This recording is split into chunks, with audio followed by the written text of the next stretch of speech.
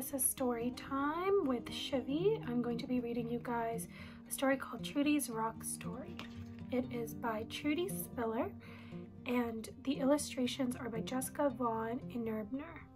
The illustrations are is the person that drew the pictures in the book. Let's get started.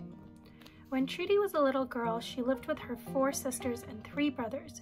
Trudy's parents also shared their home with Trudy's grandmother. They all lived together on a reserve not far from the Stegaiden Mountains. Each night, Trudy and her siblings would gather at their grandmother's feet and listen to her stories. Trudy's grandmother was a knowledge keeper. Through her stories, she passed on the wisdom of her ancestors.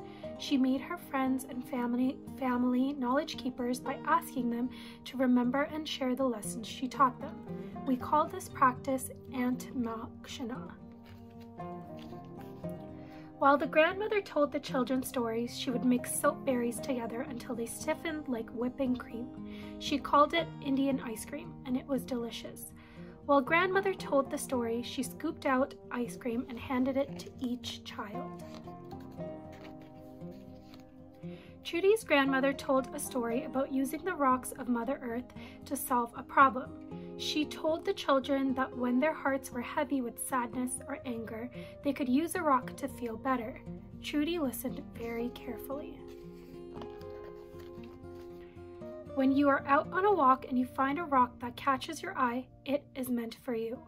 Trudy's grandmother explained, "Hold that rock tightly in your hand and tell it what you're feeling, especially if you're upset. When you feel less upset, you will know that you are ready to return it to Mother Earth. Then you can put the rock back exactly where you found it." One day, Trudy's grandmother heard yelling in the house. Trudy and her youngest brother were arguing loudly. He had teased her, and Trudy was really upset. Instead of crying and sulking, Trudy told her grandmother that she was going for a walk. She put on her shoes and went into the woods. She knew that she shouldn't go too far, and she promised that she would be back by supper. Trudy walked through the woods with tears running down her cheeks and her anger bubbling inside her. She walked along the riverbank, following its twists and turns. She stopped at a bend in the river where there were lots of rocks. Trudy thought about her grandmother's story, about Mother Earth and about the rocks. One of the rocks on the riverbank, a flat rock about the size of her palm, caught her eye. This rock seemed special. It called out to Trudy. She felt as if the rock jumped out and spoke to her like it wanted her to take it. Trudy remembered what her grandmother had told her. This rock was one of Mother Earth's many gifts. She could give her anger and sadness to the rock. So Trudy clenched the rock tightly in her fist and began talking to it as though it was someone she trusted and loved. She talked so much that she didn't realize that time had slipped away from her. As the sun began to set, Trudy knew she had to get home soon. She put the rock in her pocket for safekeeping. Trudy noticed that she was already beginning to feel less angry. She got back home just as the sun was disappearing behind the mountains. Her brother and sisters were waiting for her to start dinner.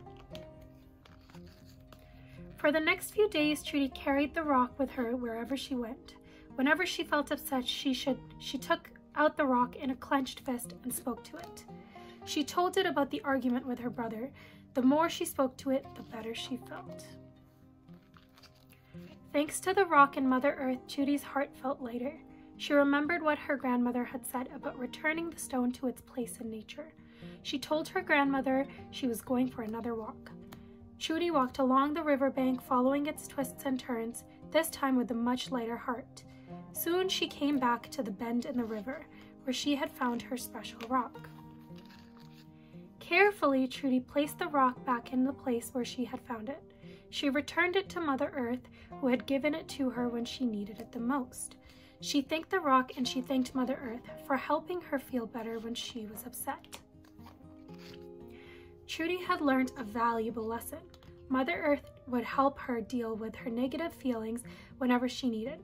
By giving back the rock, Trudy honored Mother Earth's gifts. When Trudy returned home, she told her grandmother about Mother Earth's gift and how it had helped her release her anger and sadness. Her grandmother hugged her tight and told her that she was proud of her for understanding her story and its lesson. "I know," grandmother said, "that you truly are a knowledge keeper." Today, Trudy sits with her own grandchildren and tells her grandmother stories. When she feels sad or angry, she finds a stone and tells it about what is bothering her. She teaches her grandchildren to do the same, and she tells them to remember her story so that one day they can be knowledge keepers too. Now you know Trudy's rock story. You are a knowledge keeper too. If you feel sad or frustrated, you can find a rock wherever you go. When a rock speaks to you, hold it in your hand and share your feelings with it. You will soon feel better. When you feel better, you should return the stone to Mother Earth.